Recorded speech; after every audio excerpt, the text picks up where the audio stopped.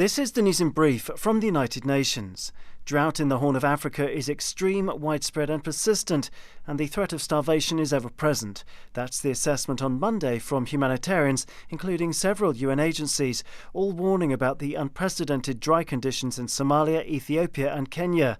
According to the latest long-term forecasts, the UN agencies said that there is now a concrete risk that the October to December rainy season could fail.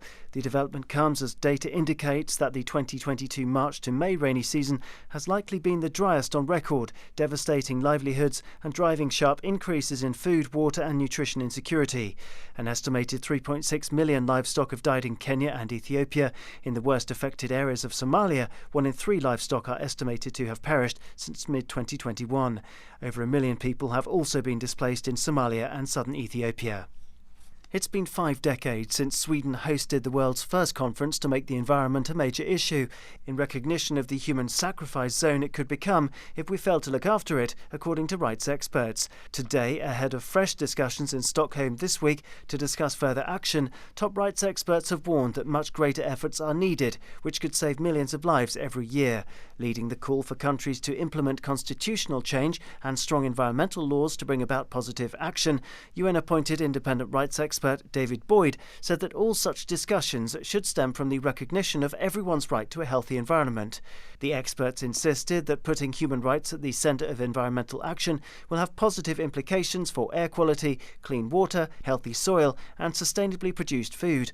A rights-based approach would also help green energy, climate change, biodiversity and the elimination of toxic substances and the protection of indigenous people's rights, they added.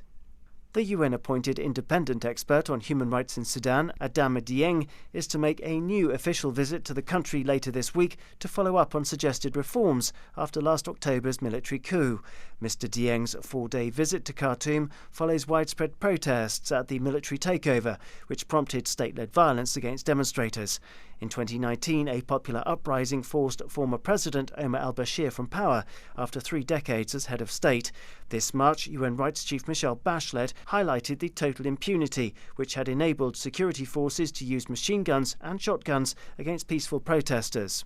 Mr. Dieng's visit is his second to the country since he was appointed as the UN's leading independent voice on human rights in Sudan in November last year. He is expected to continue his engagement with the Sudanese authorities and follow up on actions taken to address the institutional and legal reforms that he made after his first visit to the country in February.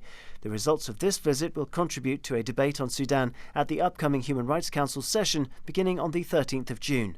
Daniel Johnson, UN News.